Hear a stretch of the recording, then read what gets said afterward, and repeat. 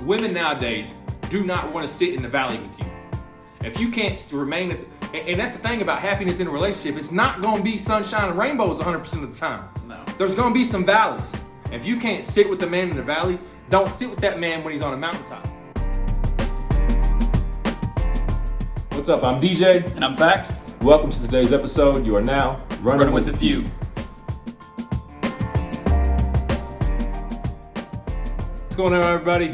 Thank you for tuning into today's episode. Today we're going to be focusing on men's mental health. But before we get started, I've been watching Tom Brady's Man in the Arena. Some of you might have seen it, some of you might not. Love me some Tom Brady, and after watching that, I got a whole newfound respect for him. One of the GOATs. He is the greatest of all time. I don't care what you got to say. Go argue with your mammy. I'm not having a discussion with you. He's the greatest of all time. Now, I will have a LeBron Jordan debate with you, but that's for another episode. LeBron James is the greatest of all time, though.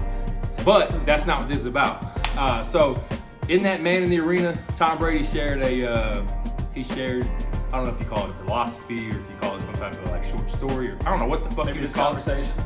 No, it wasn't. It was like a story, though. Was it? No, yeah, it was definitely a story. It's called The Story of the Chinese Farmer. So basically,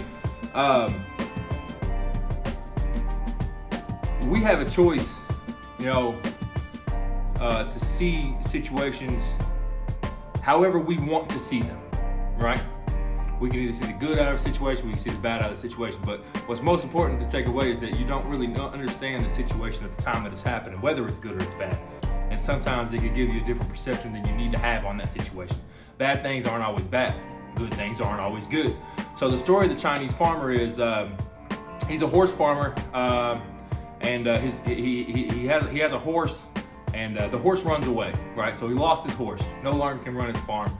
All the villagers come up to him and they're like, "Hey man, we're really sorry about your horse. This and that. You must be so upset." And the Chinese farmer just replied, "Maybe." So a couple days later, his horse came back and he had like 10 wild horses with him. So the villagers were all rejoiced, like, "Hey, you got your horse back and you got 10 horses with you. You must be so excited." And he said, Chinese farmers looked at him and said, "Maybe." So then a couple days later, his son is trying to tame a couple of the wild horses that the horse brought back, and one of them bucks him off and he breaks his leg. So all the villagers come back and they're like, "Oh, we're so sorry that your son broke his leg. You must be so upset." And the Chinese farmer looked down and was like, "Maybe." So then the next day, some army recruiters came to recruit for the war, and they couldn't take his son because his son had a broken leg. So everybody comes back like, "Oh, so grateful that your son didn't get selected to go to war." The Chinese farmer just looked at him, "Maybe." So I think the moral of all that story, the way I took it, is that when he lost his horse, was he upset? Sure, but he was only upset because at the time he realized he lost his horse. He didn't realize that 10 horses were going to replace him, right?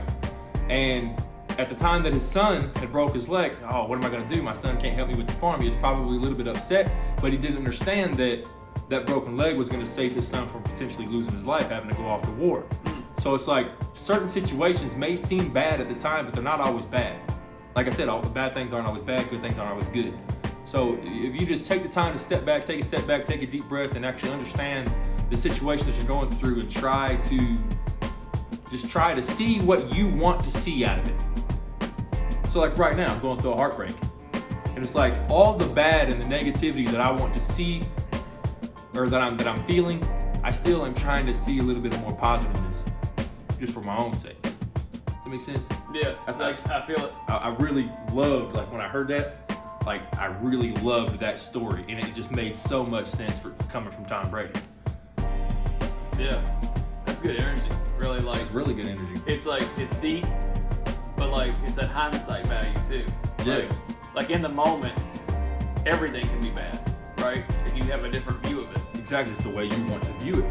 Everything can be bad, everything can be good. It's all based on how you want to view it. Right. But then in hindsight, you have a glow up, a level up, you conquer something, and what was bad, you're now focused on what's good. Out of and that what's situation, positive, yeah. It might not even be related to the bad or the negative situation that occurred. Even if it's temporary, it got you through and it'll get you through. Yep. And that's the main thing you need to really focus on is what is good, who are the people in your life that are good, what are the good goals you have set forth that you still haven't conquered, and focus on that kind of shit.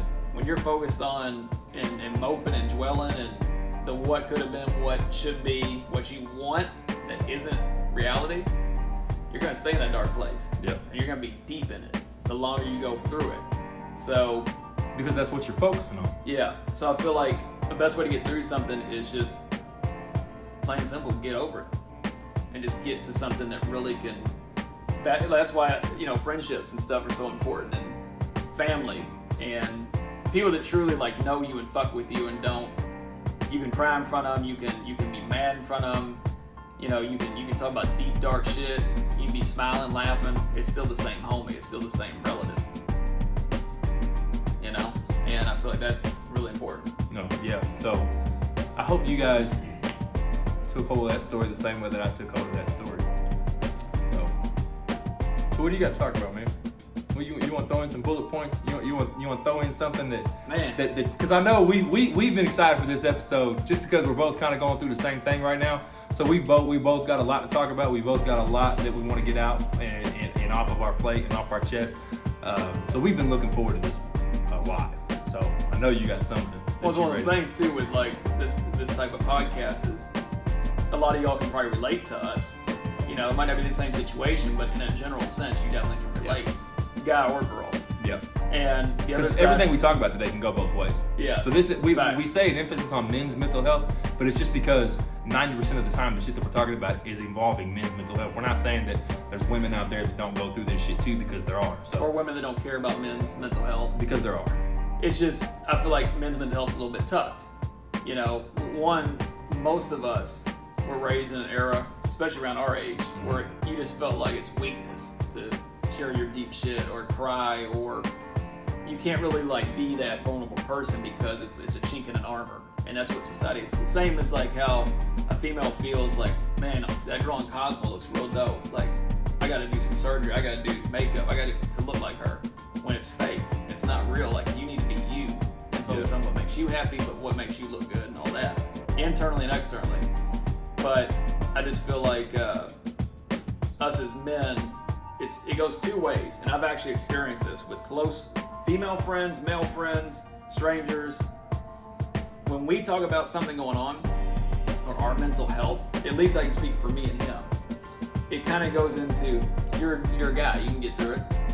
You've been through worse, you'll be fine. Why are you tripping?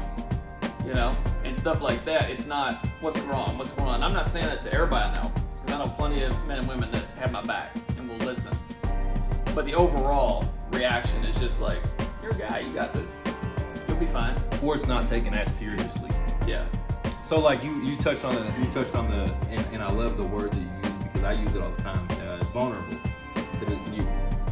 I learned at a very old age that it is okay, regardless how masculine you are, how feminine you are, it is okay to be vulnerable. Yeah. Like, and you can ask people that are close to me, especially people that I've been in relationships with, just the past couple of years. Like, you can ask them. Over the past maybe just a couple of years, I have become a very emotionally vulnerable person because I've learned that me bottling this shit inside and not talking about it or pretending that it's going to be okay is not helping nobody. It's not helping me, it's not helping my children, it's not helping my relationships. So since I've started becoming a little bit more emotional, and I say emotional, that doesn't always mean sad shit. Like, even when I rejoice, even when I'm happy, I'm a little bit more passionate about it. I'm a little bit more passionate about my sports teams. I'm a little bit more passionate about the shit that makes me happy. Like, I'm a little bit more passionate when we get dubs on Fortnite because I gotta carry them. But that's not what this is about. What this is about is the fact that that's petty. But so it's like, but when I say I become a little bit more vulnerable, become a little bit more emotional, it's like I'm not afraid to express those true feelings anymore. Facts. So if you got me fucked up, I'm gonna let you know you got me fucked up. If you got me tore up, I'm gonna let you know, hey, you got me fucking tore up. If I'm feeling any type of positive or bad energy, any type of energy whatsoever, I'm gonna let you know. I'm gonna let that energy be known. So I think it's very important for men to understand that it's okay to be vulnerable. Real energy with raw emotion. Yeah, exactly. Because like, and I always tell people, like, you can fake an appearance, you can fake a personality, but you cannot fake energy. Like, when you walk into a room and you're uncomfortable about something, you're uncomfortable. You can't fake being okay. You're still gonna sit there uncomfortable. Like, that energy cannot be faked. It cannot be like it's not man-made. And somebody telling you, oh, just get through it, just get over it, just a night, that ain't gonna do shit. Yeah. Like, you're going through what you're going through. Yeah. And my thing is, it's like, I've had numerous people I've dated over probably the last decade, let's say, that have had depression, anxiety, different things, triggers. You know, some stuff comes out of nowhere. Some people aren't comfortable to share that with someone, especially a new partner, because they don't know how they're going to be judged or labeled, or if the person's going to run. But until you see that, you don't know someone really loves you and has your back and gives a fuck.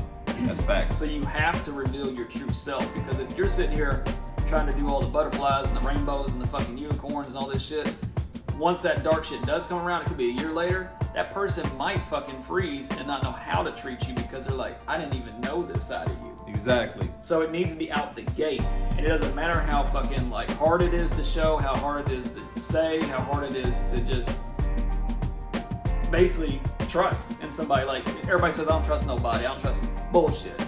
You wouldn't be in a relationship if you don't trust somebody. You know I'm actually glad you brought that up, because and I'll never drop any names in this podcast, just out of respect for them. But like the relationship that I was just in, like, I think it's hard for her to understand like my emotional side, because for the first 4 or 5 years of our relationship, she had never seen that side. Like, I lost my best friend in May of 2020. He overdosed, and she never saw me cry. As soon as I found the news, I told her, and then I walked into the bathroom, got into the shower, and I turned the shower on. I was in the shower, it was freezing cold by the time I got out, and I just sobbed. But it's like, I was so afraid of letting people see that side of me. So like, now that I'm open about that, and she sees this side of me that's not normal, that she's not used to, I just think she doesn't know how to deal with it. And so I think sometimes when people don't know how to deal with something, it makes them uncomfortable, and it turns them away from it. Instead of them wanting to learn more about it and become involved in that aspect of your life, they would rather just push it out of the way. But, and I don't mean to like just keep talking, because I know I probably talked the majority of this podcast, and I want you to have your pace. But since we're talking about loving somebody, I found this on the internet, and again, this is something that I heard, and it immediately punched me in the fucking mouth. It's like, somebody came up to me and they asked me, would you rather have somebody love you, or would you rather have somebody be loyal to you? And honestly, you can love somebody just by being comfortable with them or attached to them. Like, you can love somebody and still stab them in the fucking back. But if you're loyal to somebody, you could be upset with them. It don't matter how upset you are with them, you still gonna have their back. So I think 10 times out of 10, 11 times out of 10, I'm gonna take loyalty over love any day of the week. Wow. And like, when I heard that, it's a lot like the Chinese farmers situation. I heard it and I was like, it makes so much fucking sense. It's like, how is this something we're not already aware of? Like, why does it take seeing something on the internet to make you view certain situations in that aspect? It's a form of education. Yeah, I'd say, yeah. Because sometimes, like, if you've never met that partner that truly gives a fuck about you, like truly, like anything that goes wrong, they're like, I got you, I love you.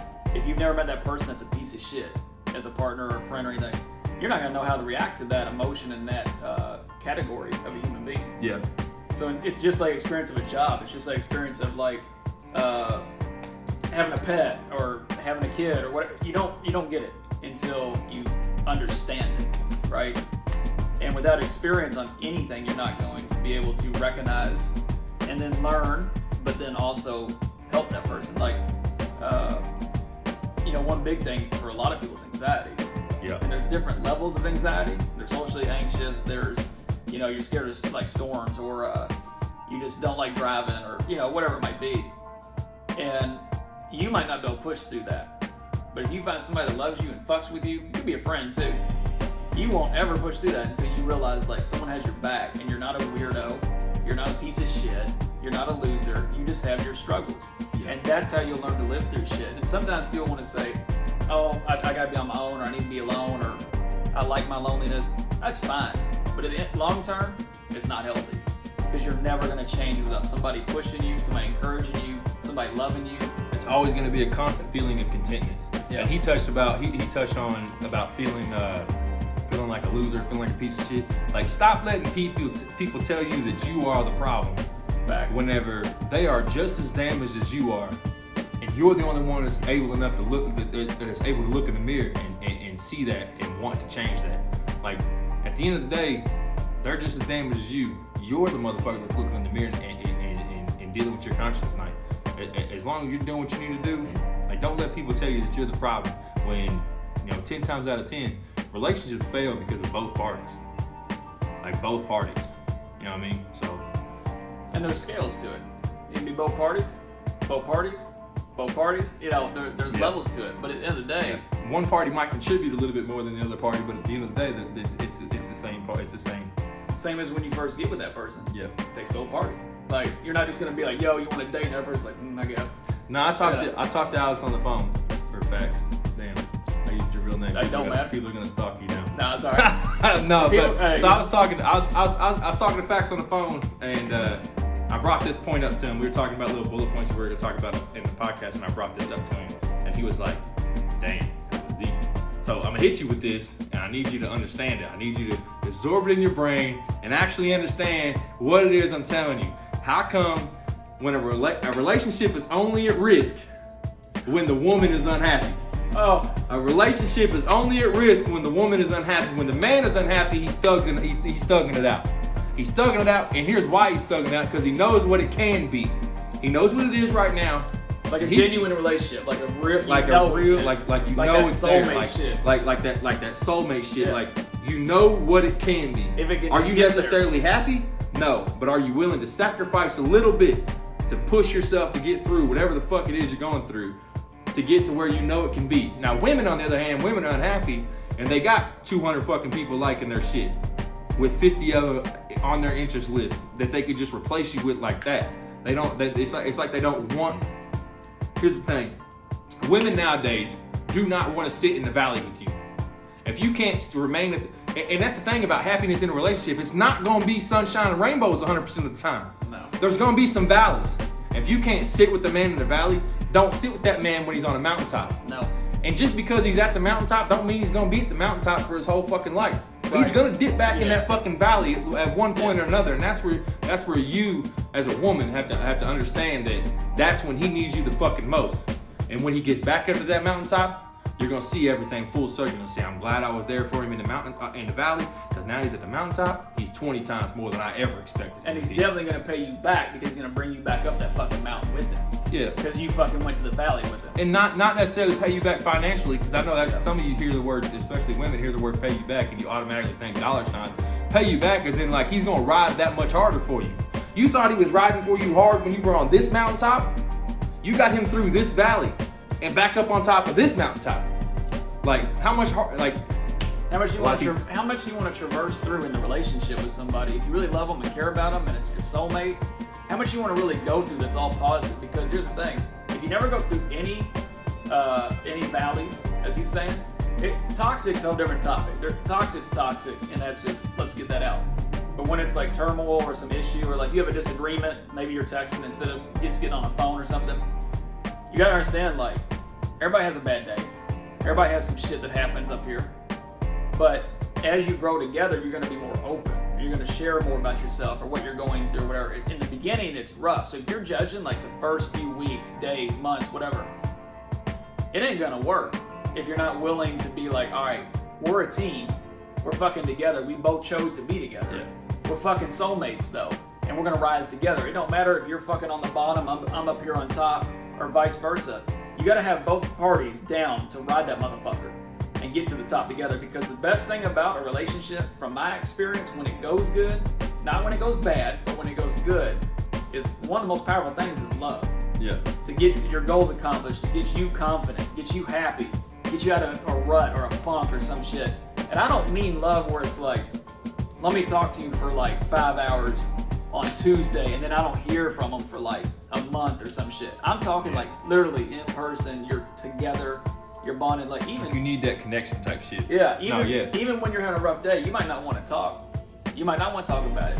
If your partner gives a fucking loves you, they're going to let you be silent, but they're going to still be rubbing your head, rubbing your back. They're still going to be laid up with you. Some type of something. So, and that isn't like what the definition of real love is, like sticking by each other and like truly nurturing each other like that, then you don't know love.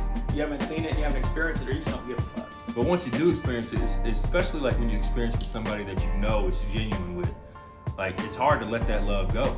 Like, Fact. so if you have to question yourself whether or not you experience love, then you probably haven't, because there is no question in it. Yeah. Like it's something that without a doubt, you know, that was there, and you know what I mean. It could be hard to let go, but that'll turn us into our next topic about letting go and not wasting time. Yeah. So if you were guaranteed to have, so there's 84,600 seconds in a day. 84,600 seconds in a day. If you were guaranteed to wake up every day with $84,600 in your bank account, you wouldn't waste any of it. You'd spend every dollar every day, because you know you're gonna wake up the next day and you're gonna have $84,600 more dollars deposited in your bank account. 365 days a year, you're gonna have $84,600 deposited into your bank account. You're not gonna waste one of those dollars. Right. If I know I'm gonna wake up and have 84,000 more, why the fuck would I waste one fucking dollar? I'd be spending every dollar I can on just different. I mean, whatever I need. I wouldn't waste. The point of the story is you wouldn't waste any of it. You would, because why would you? Why would you waste $10 here and there, or $100 here and there, or why would you waste 10 seconds of your life here and there, 100 seconds of your life here and there on shit that 84,600 seconds is gonna be replaced tomorrow? So don't waste none of it today. Everybody's got it. You know what I mean? Yeah. So it's like, I got that on the internet too. I've seen that. Nice. Bullet point. Well, I think another point, kind of to tie into that, it's not necessarily the same thing, but I think one of the most dangerous things about mental health and depression and loneliness, and you've had a hard week, but you're off work now for the week and weekend. What are you gonna do to like kind of recover yourself a little bit? You're gonna numb out and you're gonna go fucking shop. You got some money from the week, hard-earned money, right? So in your head, it's hard-earned money. Let me go like live it up a little bit. Let me reward myself. The problem with that is you're going out and you're spending all this money, and you're getting yourself more in debt, more and more, because that money you worked so hard for, you didn't invest it. You didn't, take care of your real needs. Maybe it's pet food, or it's baby food, or it's, stuff that's really needed. That should be the priority, not buying stuff just to recover your mental for an hour. Yep. And I think the biggest thing is to touch on the mental debt topic, is a lot of people are stressed out, or like honestly, relationships can end from financial, just the pressure of financial and stuff a lot too. And I feel like financial debt ain't shit. You can make as much money as you need. You can get out of debt. You can work 3 jobs if you have to get out of debt. You might hit the lottery, you're out of debt. There's different things. Mental debt, if you aren't honest with yourself, primarily, but you aren't listening to people on the outside that give a fuck about you and their advice, because people that really know you or really shared moments with you, they know you. They can speak on you and your soul plenty. If you really listen and don't take it as like you're being attacked or you're being told how to live and all that, that's immaturity. If you feel like someone that gives a shit is giving you advice and you take it as they're trying to tell me how to live my life, that's immaturity, because they're not doing that. They're trying to actually help you, and it can be raw shit, real blunt. They're trying to help you, but mental debt is just basically like, if you don't face what's bothering you or what's triggering you or what's affecting you, you're gonna forever be in debt. You can pay your financial off, you're still gonna forever be in debt, because you're letting it just build and build. And now you got all these mental health issues, you got all these triggers that have built up, but you're not owning them and you're not conquering them. So I think mental debt is one of the most dangerous things that you can have. And it ain't nothing. Financial can cause stress, obviously. Because it's just like real debt. Like, it'll build up on you before you realize that it's overwhelming. Yeah. And then by the time it becomes overwhelming, you just don't understand. And then you're constantly overwhelmed. Yeah. Constantly overwhelmed. Constant So state you of fucking, overwhelm. it's like you're in a circle, right? Like this ring light. It's like you're in a circle, right? And then, but you're in a circle, and you're like trying to grab like a piece, like fuck, like I need to deal with this piece, but you're overwhelmed because you keep missing, you're getting tired, and you just sit back, you just let it keep spinning, and you didn't do nothing that day to like help yourself or conquer anything. So then the next day you wake up and you're mad at yourself because you just let it go again and let it be. And that can also be just anything in life, but I feel like with mental, you really gotta like, if you're fucked up, you feel like, you gotta tackle shit. You gotta be honest with yourself, and you gotta actually pursue your mental wealth so you can get out of debt. That's just how I see it. Facts, dropping facts. best that I can, you know. Out of here. Just diving in. It's a gloomy day. That helps. No, it really didn't. Today sucked. And I like to keep the mindset, you know what I mean, where Monday doesn't suck, your mentality sucks. You know what I mean? I try to keep that mentality to where it's like, it doesn't suck. I'm gonna take care of my business today. I'm gonna conquer Monday. But today literally sucked. So Mopey Monday. Mopey Monday. But we are gonna go to the gym as soon as it's done filming. We're gonna go to the gym, gonna knock out a workout, maybe knock out a couple, you know what I mean? If anybody's feeling froggy, you know what I mean? Yeah, a little uppercut, you know? You know what I mean? Yeah. But man, you know, a lot of I think. So here's my personal. So I'll get vulnerable. I'll get vulnerable Let's for do a it. minute. So I think that a lot of people don't understand the absence or the silence that some men go through. Like whether so if you have children, like the absence of children affects you if you're not used to the absence of children, or if you have a pet and your pet dies or something, not their presence and you becoming alone affects you in certain ways. And I don't think people understand truly what it's like to be alone if you're not, because I'm not an alone person. I'm not built to be alone emotionally or physically. I'm just not built to be alone. And that's okay. I've come to terms with the fact that I'm just not supposed to be alone. That doesn't make me desperate. That doesn't make me what's another word I'm looking for?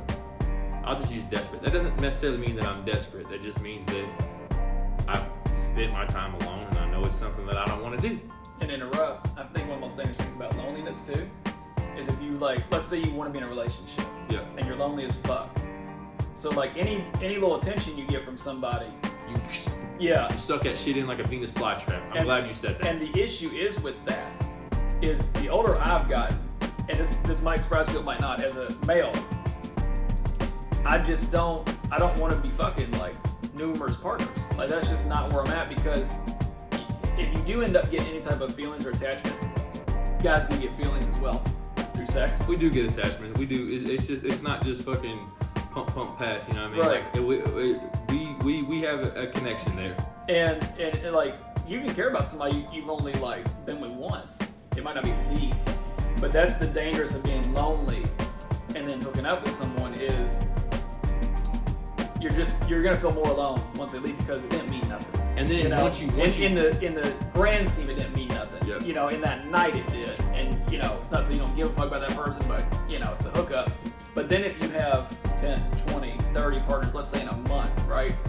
That mental debt starts stacking up. Yeah, it's brutal, because then you're like, damn, why'd I do that with so many people? Like, because I do believe that. And then people think they're the problem because you ghosted them, and that's not necessarily it. It's just the fact that we've been through this shit before. We've been through the relationships where, you know, women especially, they'll make the men think that they're all that and everything, but once you hit that valley, it's just gone. But I think before I lose the train of thought on the loneliness, because we can go everywhere. Yeah, because we can go so many different routes with this. But like before I lose the train of thought on being alone, it's like I don't think people understand how difficult it is sometimes, especially for us. Like I feel like at the end of the day, I'm a strong-minded man that has come to terms with the fact that it's okay to be vulnerable, and I express my feelings in a way that I never really have in my life. But like so I drive a truck for a living. So when I go to work, right? I go to work alone, and I drive an empty truck alone all day for up to 10, 12 hours a day, and I'm alone in an empty truck. And then I come home alone in an empty apartment, and then I go to sleep alone in an empty bed. I wake up, I'm alone in an empty bed. I go to work alone in an empty truck. It's like, for somebody that's not meant to be alone, the shit stacks up, and then you wonder why motherfuckers lose their minds every once in a while. Oh, he was doing fine this long, and he just fucking out of nowhere lost his mind. It wasn't out of nowhere. Right. You know, they say ignorance of the law doesn't mean you didn't break the law. Well, just because you're ignorant on what I'm going through mentally doesn't mean that I don't have a just right for acting the way that I do sometimes. Doesn't mean I'm not just in my actions. It just means that you don't understand. You're ignorant on the subject. And ignorant doesn't mean stupid. Ignorant means you just don't know. You don't have that education. Nobody's told you. You don't have that info. Ignorant doesn't mean, I used to hate when people say, oh, you're ignorant. He's not necessarily ignorant, he just don't, he's not stupid. They would use it as a term to call people stupid and stuff like that. It doesn't mean you're stupid, it just doesn't mean you don't know. It means somebody can teach you. So I mean, they just have that open mind and understand that you don't know what a motherfucker's going through. You don't know what a motherfucker's dealing with. Yeah. So it's, that's a major aspect of my life that I feel like people don't truly understand. And then it gets to the point to where you start getting used to the loneliness. And for somebody that's not built to be alone, they start getting used to the loneliness. They start shutting people out. They start, oh yeah, I'll call you in a minute, never call. Oh, I text you in a minute, never text. They start doing shit like that, and that doesn't help us because it goes back to what Alex said. You know, the next day we're like, fuck, I didn't call him. Fuck, I didn't text him. Fuck, I don't want them to think that I don't care. I care. I'm fucking. But that's when it ties into too, like what we were saying earlier in this, that you have to keep. Man, I preached on this shit earlier today too in general. But you have to keep your circle, okay? And when I tell you keep your circle, it could be somebody you met 10 years ago that's still your homie. It could be somebody you meet tomorrow that's like the best thing ever. You gotta keep your fucking circle of people that care about you genuinely in any shade of gray, that fucking give a shit. And yes, you can meet somebody tomorrow though where you can instantly, like, it's that energy. You can't fake that energy. If that energy's there, you feel like you can be honest with you, feel like you can talk to you, feel like you do whatever. So it could literally be somebody you just fucking met. And the big thing on that is why I say keep that circle. When you do have those moments where, you know, I'll call you back, you don't call back, or you just go MIA at an abnormal time when you shouldn't be MIA, that circle will know, like, something's wrong. You better say something in like 2 hours or I'm driving over. Like that type of love. And you don't have to, I think the misunderstanding too of like friends, especially opposite sex friends, is like, if you're in love, it's like, oh, well, they must be having sex. They must be hooking up. They must be. You can have opposite sex friends the same as your homies, like bros, and not be like that. Like they can be genuine and they actually care about you. There's no intentions, no ill intent. Now that does happen for sure. It does happen. I know. Or it could be something. It could be something where you start off as just friends, you're talking. Well, that's you end up. You're like, well, fuck. That's the other side though. That's another good thing to talk about is. I was talking to somebody I did a photo shoot with yesterday. She came down from Columbus, Ohio. Shout out to her. But I was telling her that, you know, anymore it seems like, so all the dating apps are trash. Let's just be real. Like, it's either fake accounts, it's spam, people looking to hook up, or people that want to be in a relationship that realize they just want to be in a hookup. But basically I told her that it seems like lately, a lot of the stories I hear, it's like, guys and girls, or girls and girls, or guys and guys have like gotten together as like partners and dating, and that's like the best relationship they've had because these people know your vulnerabilities, they know your dark stories, they know your breakups and your struggles you both had, so they know how you react to every good and bad situation in a way. Especially I'm talking like long-term friendships, and you just kind of realize like there's nothing to be scared of other than I'm gonna fuck up the friendship. If you give a shit about each other, you're not gonna fuck the friendship up. Even if it goes south and you end up breaking up later on, you're still gonna be homies. Yeah. And I'm not saying you just date your friend, that's the only way you're gonna be successful dating. But there's been way more success lately on that side, and that fear of don't date the friend and fuck up the friendship needs to go. If you don't wanna date the friend, don't date the friend. But if you're struggling to find somebody or somebody that matches with you, maybe look at your friend and be like, want to give it a shot. Like, it's kind of like what I was telling him earlier. Like, you're looking for a fucking elephant in the Rocky Mountains. You know what I mean? You're not gonna find an elephant in the Rocky Mountains. Now, if you go look somewhere else, you might find an elephant somewhere else. But you're looking for an elephant in the Rocky Mountains, and you're not gonna find it. And so then you turn into this hopeless romantic where you're like, oh, I'm gonna be alone forever. You're probably looking in the wrong spots. You know what I mean? You can't look for a fucking fish in the middle of the woods. Unless it's a lake, I guess. Yeah. A river or a stream. You know what the fuck I mean? Unless one kind of got off course and it's like, oh shit, let me get back out of here. That. You knew what I meant. You knew what I meant. You're not gonna go fucking looking in, okay, yeah. You're not gonna look for an elephant in the Rocky Mountains. You're not gonna find it. And I think it's a big thing too, like don't go out of your comfort zone to meet somebody to be comfortable. Because if you go somewhere and meet someone where you're not comfortable, you might not ever be comfortable with that person because you're going to their lifestyle and trying to be somebody you're not just to connect. Like for me, I don't drink and I never drank. Last place I'm gonna go is to a bar by myself to meet someone and think I'm gonna marry somebody someday off that. Like if you go to the bar, it's to hang with your friends, it's to go out and just like enjoy a night. But I'm not gonna go there and look for a relationship because that's not my environment naturally. Like if I form a relationship in an unnatural environment, our home life later on in life will It's never gonna be unnatural. Yeah. So Yeah. that's just how I look at it. Now, I do believe in fate in ways, in that say you're at work and you're focused on work. That's all you're doing. You're not looking at who's around you, nothing. So that can be dangerous too. You never know when there might be something pop up. But you're focused on work, you're doing your thing.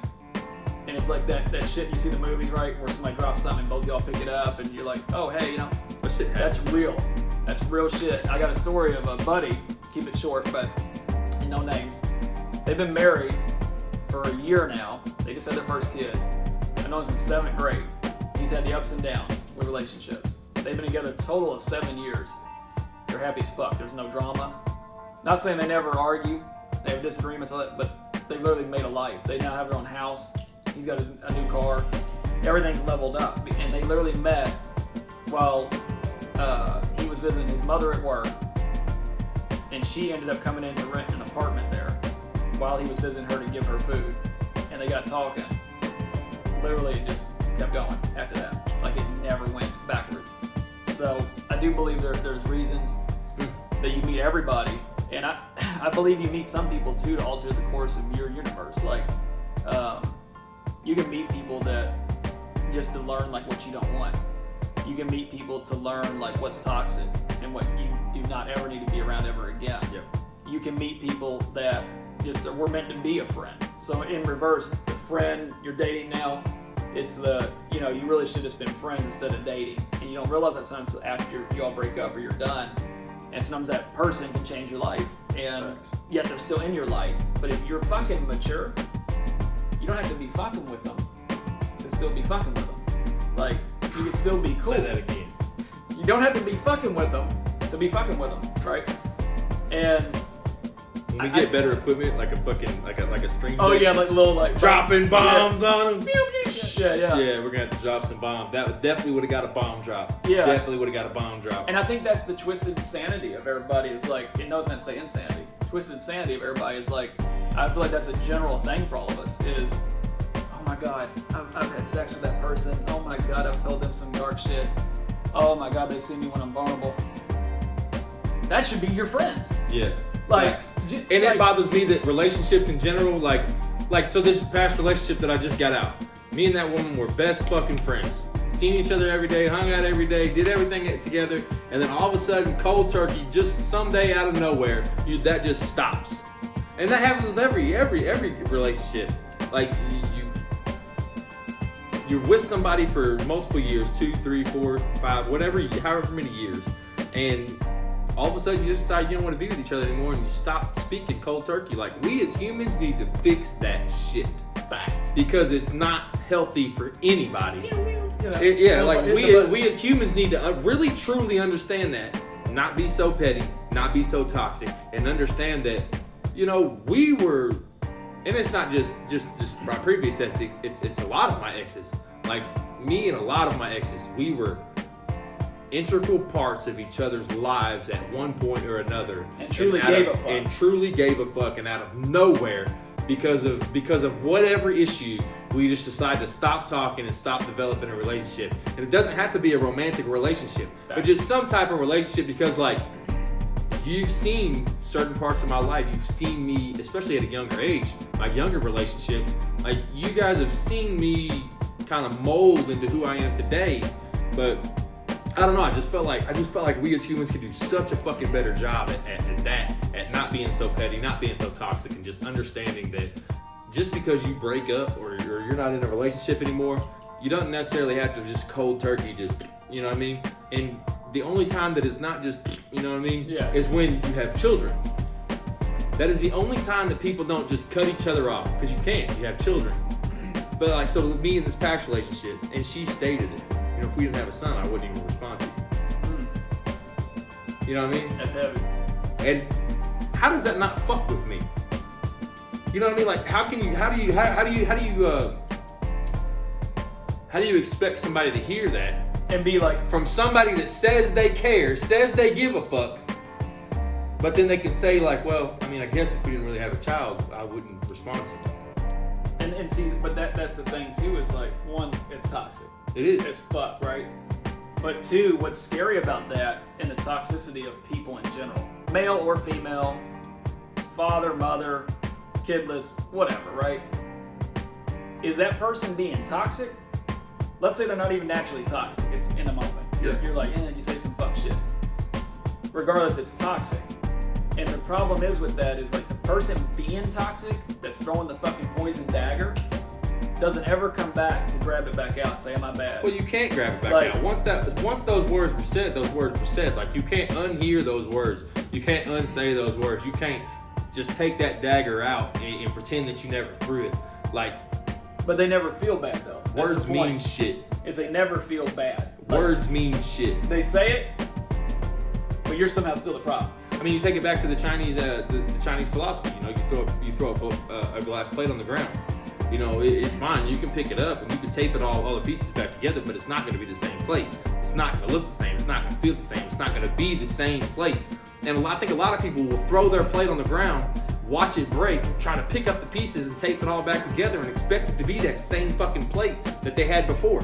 They don't want to mix up the fucking the ceramic and fill up all the cracks and fill up all the holes and smooth all the surfaces. They'd rather just tape it up, make it a quick fix, and then pretend that it's going to be what it was when it's not. And see, there's something dangerous I'm going to touch on. So it's going to change subject just a tad, but you're talking about this plate that's broken and people put tape on it or they try to put plaster and get it back together. The most dangerous thing as well is dating someone who's not even on the same plane, but being unaware that they're not. So let's say you're dating, right? And you're both in love and you're flowing. There's literally no issue. Outside sources, holy shit, right? But you and the person, great. No issues, and you're like, wow, okay, this is actually the future. Like, this is actually the play. Until you realize they got a lot of cracks. Until you realize they need a lot of healing. Yeah. Now you're invested though. So now you're a healer once again. And I've been through this numerous times with girls.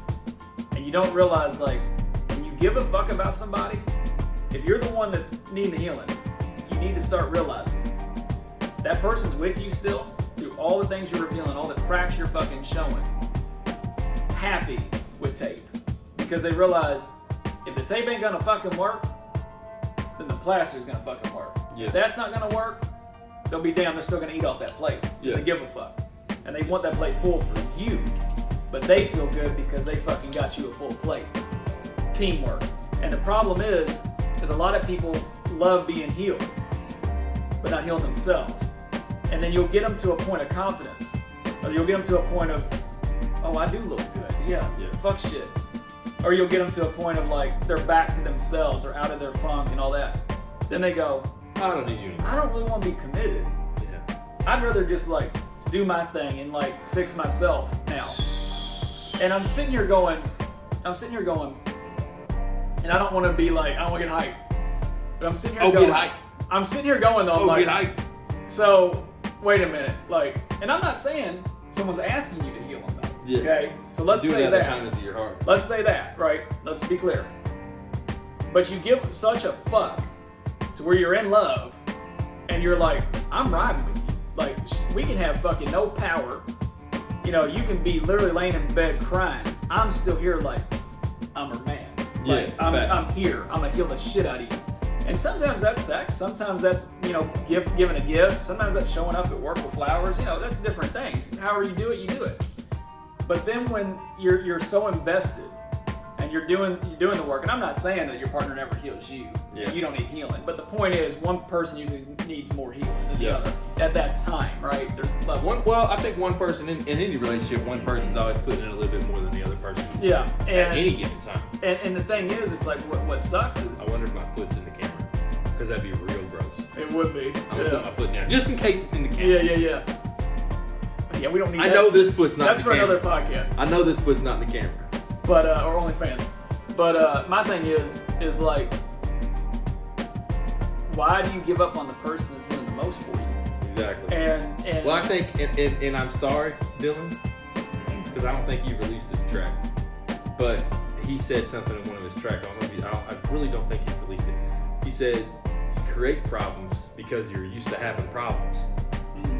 So I think that's a lot of times people will create that once they get to the point to where they don't have problems, they don't really know what to do with the situation. Yeah. So they'll create problems because they're just so fucking used to having goddamn problems. Or somebody's not used to being loved, so they don't know how to react to that. They're used to being shit on. Facts. So they're like, well, I mean, it goes back to having that problem. They're not used to not having problems, Yeah. so they're just gonna create the fucking problem. And I think what's really dangerous, and this isn't a cut to anybody that's gone through it, but I think what's really dangerous is if you've been in a relationship that was toxic, abusive, verbally, mentally, physically, anything, any type of fuck shit that's gonna hurt this, and you haven't healed it and you haven't solved it, but then you do find your soulmate and they do fuck with you and they do love you and they do the healing and all that shit, you're not gonna know what the fuck, because you want to fight, you want to argue, because that's all you know, like, of what love is. It's the same as when my very first relationship, I think I was literally only 20, that was my first relationship.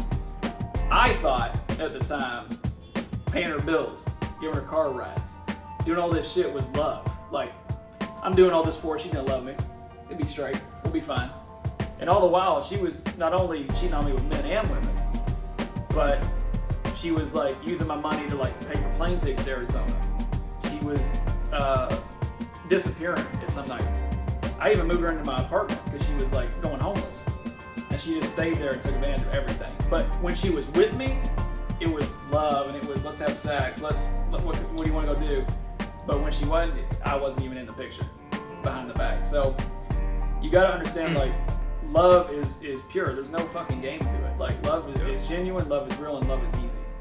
And I think you get to a certain point to where you understand that, and you're really just tired of playing the game. Yeah. Like honestly, and I tell myself this all the time because I spend a lot of time alone.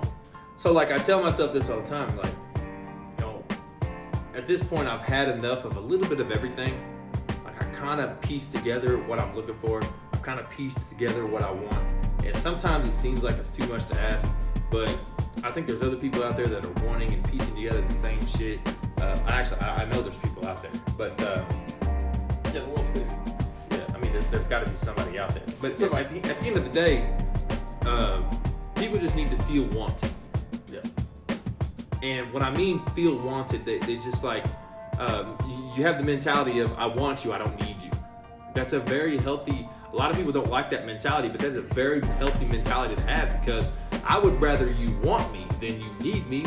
It goes back to the love and loyalty. Energy. You can love somebody just by being comfortable with them. Energy. But if you're loyal to somebody, no matter how upset you're gonna have, you are with them, you're gonna still have their back. So it's like, if you want me, it don't matter, you know, what we're going through. You're gonna still want me. But like, if you need me, you know, those tough times, like, you're gonna need me, so you don't have a fucking choice but to be there with me. You know what I mean? Especially if you're a healer. I'd rather have loyalty than love, and I'd rather be wanted than needed. I feel the shit out of that. And I'm so dead set on that. Like, I'm so dead set on, if you don't show me the same type of energy that I'm trying to show you, eventually I'm gonna burn out.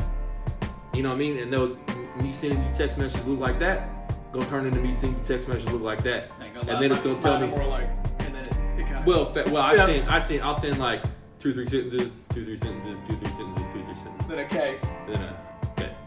But no, so like my text message is gonna go from like that to like that, and then eventually it's I'm not gonna want to have no contact with you, and then that's when you're gonna realize, well, fuck, nah, let's do it, and I'm gonna be too far gone. Yeah. So it's like I need that wanted aspect in a relationship, that in a romantic relationship, that is, in a romantic relationship, because like, I don't know, I feel like Alex wants me, but like not in like a romantic way. Yeah. See, he's trying on this bullshit. You know what I mean? Like, I feel like it's not in like a romantic way. To spend time and be homies? You don't think I'm cute? Hell no, though. Hell no, though. Well, we can edit this part out. You gonna lie to me? Hell no, we can keep this shit rolling. Oh no. Don't Okay, even let it listen, be a hiccup. listen. Okay. Okay. Listen, I didn't that's start not to do what that. this is about. Yeah, anyway. What this is about is, and if you think that's crazy, we're gonna start streaming our gaming. You should hear some of the fucking conversations that we have when we have headsets on our head. Crying laughing. Anyway. So I think to kind of wrap things up a little bit, and touch base on what this whole episode was meant to be, is that it's meant to let men know, and this is gonna sound cliche as fuck, because I feel like there's a lot of people saying it right now, but it's okay for men to be vulnerable. It's okay for men to have emotions. It's okay for men to need the feeling of being wanted by their women, and not always vice versa, where the man's doing everything. Like, it's okay for the man to, I don't know, like listen, whatever you want to feel, like, it's okay to feel that way. It's okay for a man to be honest. Yeah, it's okay for men to be honest, and stop letting everybody tell you that you're the problem if you are working on yourself. And also, if you're looking yourself in the mirror every day and you're working on every flaw that you got, it ain't nothing nobody can tell you. and always be honest too. If you are the problem, male or female, Fix it. like, just be real. And I've always been in relationships. You know, I don't know if some exes would agree if they ever hear this and shit, but Welcome. I truly believe in any situation through a dating, because relationships are optional in the day, right? So you're deciding to completely like dedicate to this person. But I feel like in every relationship, if I ever did fuck up, like just little shit, you know, a disagreement, or I said the wrong word, we got into an argument or something, I've always come back and said, you know, my bad, or this is what I was going through, not my excuse, but just so you understand, like, this is what's up. But I fuck with you, like, Yeah. It's not gonna keep happening. And the only time that it does keep happening is when the other partner wants to be combative. Like, they started getting off on that energy. And that's what they start doing, is just they want to argue and they want to fight, or they want to be toxic or something. And that's when true colors come out. Yeah. Because if someone's enjoying arguing with you, or only talks to you when they're drinking, or any of that shit, it's real dangerous then, because you got Yeah. one person that gives a shit and loves somebody, and you got the other person that just wants turmoil and chaos. And then you can't just say, I'm done loving you. Yeah. You're the lover. Yeah. You're suffering, like, can you just please, like, Love me back. yeah, can you just please come back to me and, like, level back out? Like, I'm not saying you shouldn't stand up for yourself, Yeah. but when you're just arguing, it's dark, because you're in love with this person's just fucking holding you and just going, and then you're trying to retract, and they're like, hey, sorry, hey, and you're like, fuck, all right. And the last thing I got to say on it all is, with relationships, in my experience as well, and like, I still talk to some of my exes. Like, I'm still cool with some of my exes. Like, I don't have bad blood with many of them, to be honest. But it's also the same as, like, if I'm dating somebody, I'm not gonna go hang out with my ex. Like, there's levels. Yeah. But the last thing to say is, as the healer, because I've made the mistake of being a healer a lot in my relationships, and I've really started to recognize that now. It's kind of like who I go to, is the ones that are like going through something serious or need healing or whatever, is you realize that as the healer, you're going to accept that person when they come back. You're going to be like, hey, how you been? Like, you're excited to hear from them, because you're like, maybe they're coming back. Maybe they want to do something. Maybe they, you know, whatever. Only it's because they're drinking, they come back. They're in a dark place that night, they come back. They need you, that's why they come back. As soon as they're up and they're doing great, they're having a good day, you don't hear from them. And it could be weeks. And when you go through your dark night, and I'm not saying that any of your exes don't care, none of that. But when you go through your dark night, you're the healer, remember? That person's not as much the healer. You're the main healer. You're going through your dark nights, your hard times, and you reach out. Oh, you'll be fine. Yeah, well, You'll it be goes straight. back to the needing and the wanting. They don't want you, they need you. Yep, that's So why when I they tied that in. don't when they don't need you no more, they don't want you. So I think that's perfect. Yeah, Is that perfect? I think that's. Hey, y'all, appreciate you for tuning in today's episode. I'm Fax, And I'm DJ. and you've been running with the few.